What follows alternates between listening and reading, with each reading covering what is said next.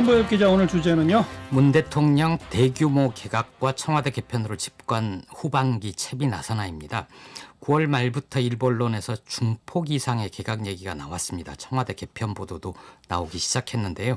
오늘 중앙일보가 노영민 비서실장 교체를 포함해서 이미 후임 인사검증을 마쳤거나 진행 중이라고 보도를 했습니다. 예. 사실 노영민 실장은 지난 8월에 청와대 참모진 6명이 일괄 사표를 냈을 때 이미 임기를 마친 걸로 봐야 합니다.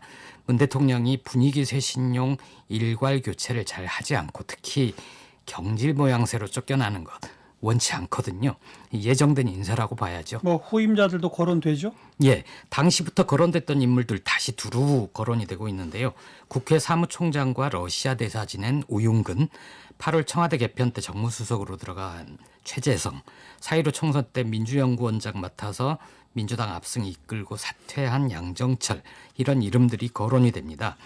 우윤근 전 대사는 전남 광양에서 민주당 소속으로 내리 3선을 한 중진입니다. 초대 주 러시아 대사를 지냈고요.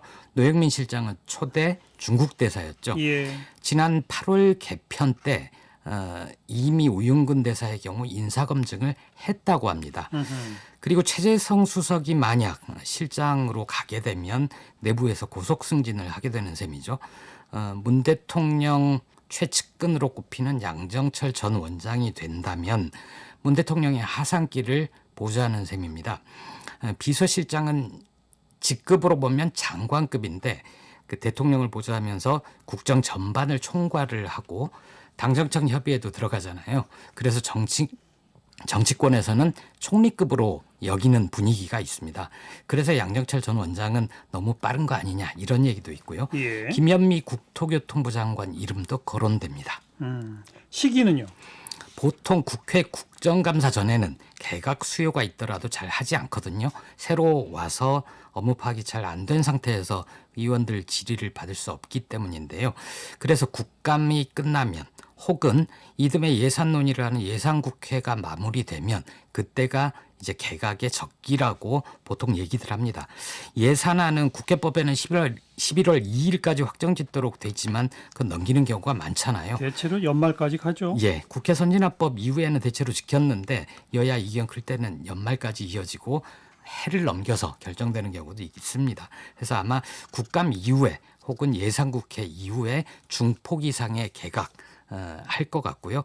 그에 앞서서 청와대를 먼저 개편할 수도 있지 않을까 싶습니다. 개각은요? 중폭 이상으로 꼽히는데 왜냐하면 인사 수요가 우선 많기 때문입니다. 문재인 정부 3기 개각이 될 텐데요. 그러면은 2022년 5월 임기 말까지 같이 일할 장관들입니다. 예. 그런데 현재 18명 장관 중에 원년 멤버가 3명입니다. 그리고 내년 4월에 서울시장, 부산시장 출마 염두에 둔 장관들도 있거든요. 그 사람들도 이번에 교체될 것 같습니다. 원년 멤버 3명? 예, 문 대통령하고 임기를 같이 해서 지금까지 경질되지 않은 장관? 맞습니다. 강경화 외교부 장관, 김현미 국토교통부 장관, 박능후 보건복지부 장관입니다. 이 3명은 개각 시 교체 1순위가 될 것 같습니다. 통일부나 법무부는 벌써 2번이 바뀌어서 3번째 장관이거든요. 예. 이렇게 계속 자리 지키신 분들은 본인이 원한 경우보다는 현안들이 쭉 이어져서 전투 중에는 장소를 바꾸지 않는다. 이런 원칙 때문에 이어진 경우도 많습니다. 코로나19 계속된다고 그런데 박능후 장관으로 계속 갈 수는 없지 않습니까? 언제 끝날지 모르니까요. 근데 뭐 5년 임기를 처음부터까지 같이 할 장관이 있을 수도 있다는 얘기도 나왔었으니까. 그러기에는 피로도가 너무 셀 겁니다. 그다음은요? 내년 4월 선거도 개각에 영향을 끼칠 것 같습니다. 박영선 중소벤처기업부 장관 그리고 추미애 법무부 장관 서울시장 후보군에 포함이 돼 있고요. 추 장관은 아직까지 여러 논란이 이어지고 있지만 고위공직자 범죄수사처 출범이 가시화되면 검찰개혁이 어느 정도 한 국면을 넘어간다고 보고 교체할 수도 있습니다. 중소벤처기업부 장관은 최근에 그 서울시장 후보로 거론되는 박영선 장관이잖아요. 예, 예. 박 장관이 서울 오피스텔 한 채를 매각을 해서 다주택 보유에 대한 부담을 좀 덜었습니다. 그게 뭔가 준비를 하고 있는 거 아니냐 이런 관측이 있고요. 문 대통령이 지난 6일에 국무회의에서 이런 얘기를 했습니다. 중소벤처기업부 신설을 해서 쉼없이 달려왔다.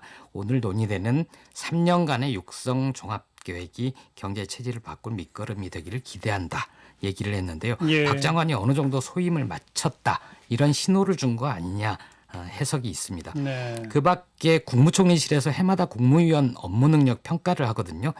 소임을 일정 정도 마쳤거나 혹은 소임을 마칠 가능성이 높지 않다. 성과가 미진하다. 이런 장관들 교체할 수 있을 것 같습니다. 원년 멤버에 뭐 이런저런 사람 합하면 그러니까 중폭 이상이다. 예.